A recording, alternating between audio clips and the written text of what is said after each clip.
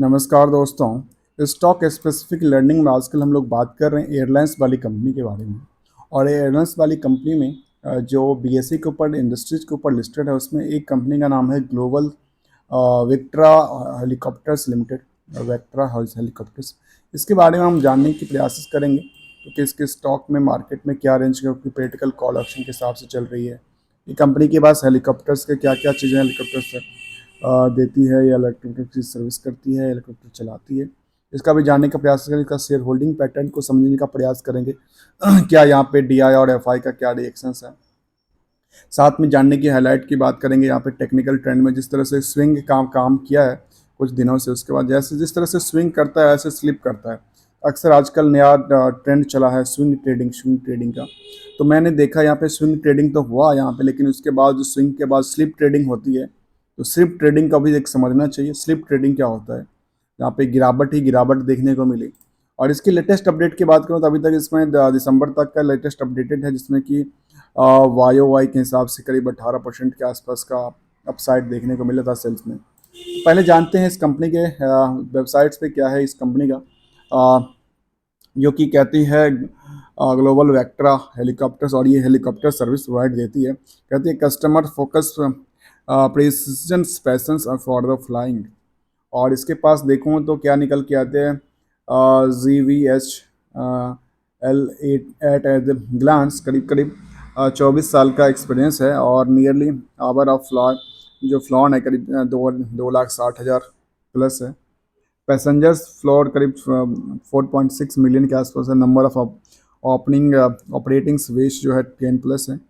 तो इसका और कुछ वेबसाइट्स पे देखूँ तो क्या निकल के आती है, और कंपनियाँ क्या करती है। ऑयल एंड गैस ये काम करती है, जनरल्स फ्लाइंग्स का काम करती है। ये कहा जा सकता है ऑयल एंड गैस के लिए काम करती है, जनरल फ्लाइंग के लिए काम करती है। हेलीकॉप्टर्स पिलग्रिमेजेस का काम देती है कंपनी, और एमआरओ का काम है इसके पास। ये इसके वेबसाइट्स था, हमने इसको समझने का प्रयास किया क्या है, थोड़ा सा अपडेट जानते हैं। बाकी चीज़ जो कि हमारे वेबसाइट्स पर बीएससी के वेबसाइट्स पर अवेलेबल है। तो 187 रुपये के आसपास ट्रेडिंग चल रहा है मार्केट में, जो कि 2% की उछाल के साथ चल रहा है। इसका क्या रहा, कुछ 52 की है तो 237 तक गया था। और इसका बॉटम की बात करूँ तो 56-60 रुपये मान लेते हैं, 60 रुपये से लेकर के 240 रुपये तक का रेंज देखूँ तो नियरली 4x के आसपास का एक बॉटम से लेकर टॉप तक की रेंज निकल के आती है। फिलहाल देखूँ तो इसका ट्रेडिंग 187 के ऊपर चल रहा है, अर्थात ये 237 से गिरावट प्रॉफिट बुकिंग के बाद ऐसा चल रहा है। और चार्ट में हम देखें तभी ये एक तरह से स्विंग कर रहा था, और स्विंग करने के बाद जिस तरह से स्विंग किया उसी तरह से स्लिप किया, और उसके बाद दोबारा इसमें बढ़ोतरी हुई है 2% के आसपास का। अभी इसका ट्रेंड थोड़ा सा लग रहा है, ट्रेंड दर्शाता है तो स्टॉक्स में थोड़ा सा यहाँ से पुल बैक आने की चांस लगती है। अभी वैसे बहुत बड़ा यहाँ पे खरीदारी देखने को मिली है। हम जानने के प्रयास कर रहेंगे बाकी चीज़ों के लिए। तो बाकी चीज़ें में देखिए, फेस वैल्यू 10 रुपये का, पी रेशियो की बात करें तो करीब 51 के आसपास, और आर करीब 34 के आसपास निकल के आती है। यहाँ पे जो एयरलाइंस कंपनी है इसका इंडेक्सेशन कुछ भी नहीं है। और यहाँ पे देखो डेटा आज का, तो आज का डेटा कुछ निकल के नहीं आता। इसका लास्ट ट्रेडिंग कब रहा है, और लास्ट ट्रेडिंग रहा है 15 मई को। इसका 16 तारीख को ट्रेडिंग आज के ट्रेडिंग सेशन में नहीं हो रहा है। मैं इसको डिक्लेयर कर दूँ, ये कोई ट्रेडिंग नहीं हो रहा है आज के ट्रेडिंग सेशन में 16 तारीख के आसपास। 5 दिन के चार्ट में ऐसा जो स्लिप कर रहा था, एक स्लिप करता जा रहा था, थोड़ा सा इसमें जंप हुआ है। जब स्लिप होता है तो स्लिप लंबी कारी अच्छी खासी जंप स्लिप होती है। एक महीने में इसमें जो स्विंग हुआ था वो स्विंग के साथ साथ स्लिप हो गया। तो इस तरह से कहा जा सकता है इस मार्केट में जो एक रिएक्शंस था, जो एक कई बार होता है जो मार्केट में न्यू लोग आते हैं मार्केट में ख़रीदने के लिए, बाद में जो पुराने हैं वो निकल जाते हैं और न्यू वाले फंस जाते हैं, यही चीज़ हो सकता है। इसका लेटेस्ट अपडेट की बात करूँ क्या निकल के आता है, क्या कंपनी कहती है कंप्लायंस सर्टिफिकेट तो उन्होंने अपडेट कर दिया है 31 मार्च वाला, लेकिन इसका रिजल्ट का पार्ट अभी पेंडिंग है। जब रिजल्ट का पार्ट आएगा तो दोबारा हम स्टडी करने का प्रयास करेंगे एक बार। कॉर्पोरेट एक्शन में कंपनी का कोई भी इन्फॉर्मेशन नहीं है। और यहाँ पे रिजल्ट की पार्ट की बात करूँ तो रिजल्ट में कंपनी जो कि सितंबर तक लॉस मेकिंग क्वार्टरली बेसिस पे दिख रही थी, वहाँ पे कंपनी का प्रॉफिट मेकिंग हुई है। रिवेन्यू में करीब 129 करोड़ का टोटल था।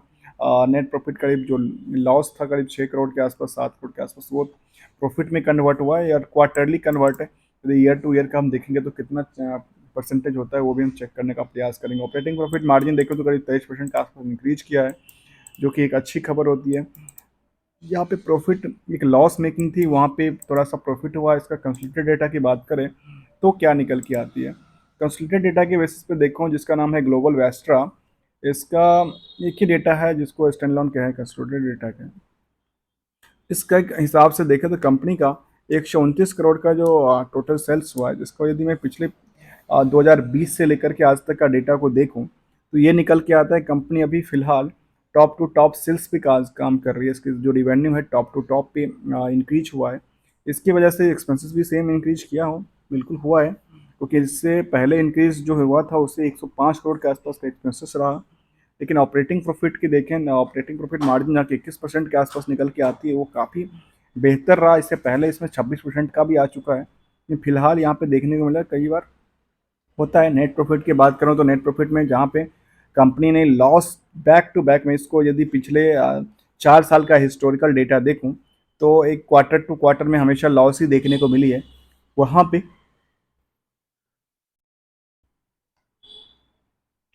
पे कंपनी ने यहाँ पे दिसंबर वाले में प्रॉफिट बुक किया था, ये इसके लिए अच्छी चीज़ थी। जाने इसका शेयर होल्डिंग पैटर्न के बारे में, जो कि हम थोड़ा सा हाईलाइट लेते हैं। प्रोमोटर के पास करीब 75% की होल्डिंग है, 25% जो होल्डिंग है वो आम पब्लिक के पास है। और इसकी लेटेस्ट न्यूज़ हमने देखा था यहाँ पे मनी कंट्रोल के ऊपर, जहाँ पे इन्होंने के करीब पीरियड टू पीरियड में करीब 18-19% का वाई के हिसाब से इसमें था। और यहाँ पे देखूँ तो यहाँ पे क्या दर्शाता है, एक प्राइस मोमेंटल की बात करूँ, परफॉर्मेंस की बात करूँ तो यहाँ पे प्राइस एंड वॉल्यूम की बात करूँ तो ये निकल के आता है इसमें प्राइस वॉल्यूम के हिसाब से। आज का कुछ है नहीं, कल का था, उससे पहले का था। इसको और कुछ स्टडी देखें तो जो कि हमने चार्ट में ऑलरेडी समझने का प्रयास किया इसको। और यहाँ पे यदि हम शेयर होल्डिंग पैटर्न की बात करें तो यहाँ पे कोई भी एफआई और डीआई नहीं है। तो ये बड़ी कंपनियां जो कि एयरलाइंस और हेलीकॉप्टर्स में काम करती है और यहाँ पे कोई बड़ी एफआई और डीआई नहीं हो, तो ये थोड़ी सी होता है, कई बार चिंता की बात होती है। क्योंकि यहाँ पे डीआई नहीं हो तो मतलब फंडामेंटल्स आप कंपनी का स्ट्रांग है नहीं, क्योंकि डीआई जब भी कभी इन्वेस्टमेंट करता है किसी कंपनी में तो वो लॉन्ग पीरियड के लिए फंडामेंटल्स को बिल्कुल पकड़ता है। और यदि जितने अच्छे डीआई होंगे उतने अच्छी कंपनी की परफॉर्मेंस होनी एक्सपेक्टेशन रखती है। यदि मैं केवल पब्लिक की बात करूँ तो पब्लिक में दो लोगों का नाम निकल के आता है जो कि मार्च में भी पोजीशन को बढ़ाया है। और वो पोजीशन कैसे बढ़ा है, वो पोजीशन बढ़ा है जो कि देखा जाए तो उसके पास 75% की होल्डिंग थी। अभी यहाँ पे जो 1% की होल्डिंग इंक्रीज किया है, ये कहाँ से हुआ है? अच्छा, डीआई के पास कुछ पोजीशन थी, डीआई ने वो भी पोजीशन अपनी बिकवाली कर लिया। तो वो डीआई ने जो बिकवाली किया इसलिए थोड़ा सा परसेंटेज यहाँ पर इंक्रीज किया। और उनमें दो लोग हैं जिसमें एक विजय नाम है केडिया, और केडिया सिक्योरिटी जो मुझे लगता है एक ही लोगों का है, केडिया सिक्योरिटी प्राइवेट लिमिटेड के, जो कि एक ऑनर होंगे। एक ऐसा लगता है उनकी कंपनी है जिन्होंने अपनी पोजीशन यहाँ पे 3% के आसपास पोजिशंस लिया है। उनको लगता है ऐसा जो मार्केट में इसका आगे चल के रिएक्शन आगे ज़्यादा हो सकता है, क्योंकि इसका रिजल्ट का मोटिव्स है, कुछ कुछ लोगों को होता है। अब प्लेजिंग कुछ है नहीं। एनालिसिस की बात करूँ तो कंपनी का क्या परफॉर्मेंस है, तो परफॉर्मेंस तो बिल्कुल लाजवाब है, उसमें कोई कहने वाली बात नहीं है। क्योंकि स्टॉक की परफॉर्मेंस डीआई और एफआई नहीं होने के बाद भी कंपनी ने ओवरऑल एक कट ऑफ पीरियड के हिसाब से, मैंने हमेशा कहा ये यदि मार्केट आज के टाइम में मार्केट बुल है, पिछले पीरियड में मार्केट बियर था, तो ये बियर और जो बुल का कंपेयर करेंगे तो आज के टाइम में इसका रेंज काफ़ी परसेंटेज चेंज हो जाता है, वो काफ़ी हाई दिखता है। यदि कल के टाइम पिछले कल बीते हुए कल के अंदर देखा जाए तो मार्केट बुल था, आज इसकी स्टॉक भी वाइस बेरिंग में बियर मार्केट में चली गई और मार्केट बियर है।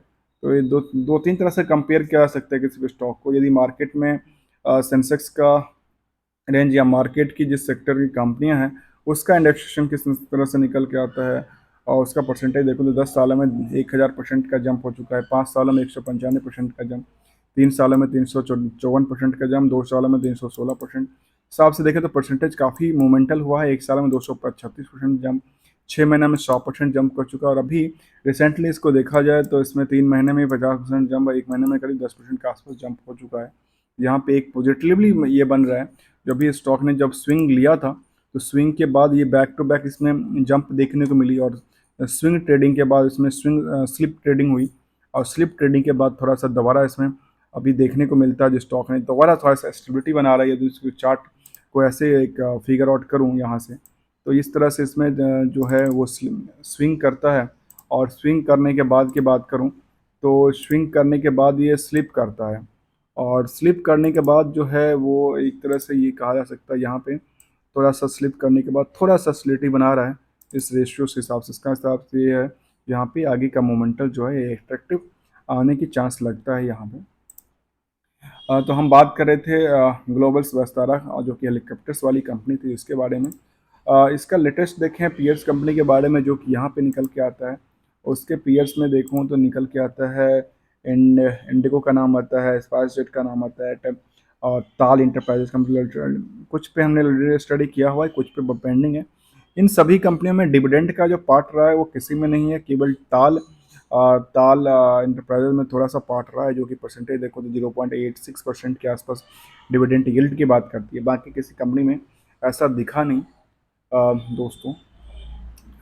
इसका एक चीज़ और देखो, कंपनी का थोड़ा सा मोटिव्स फंडामेंटल्स स्ट्रॉन्ग लगते हैं देखने से, लेकिन वहाँ पे फंडामेंटल स्ट्रॉन्ग जो कि लगते हैं, जो सिर्फ इसके हिसाब से बैलेंस शीट के हिसाब से और बिजनेस मॉडल के हिसाब से, लेकिन डी आई और एफ आई नहीं है, तो कोई बात नहीं, उसको मैं चिंता की बात पर मानता हूँ।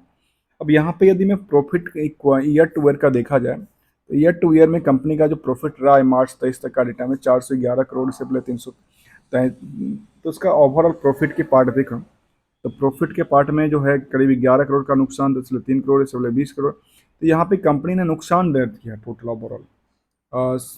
सॉरी, ये ईपीएस है, ऑपरेटिंग प्रॉफिट में नुकसान ही दिख रहा है।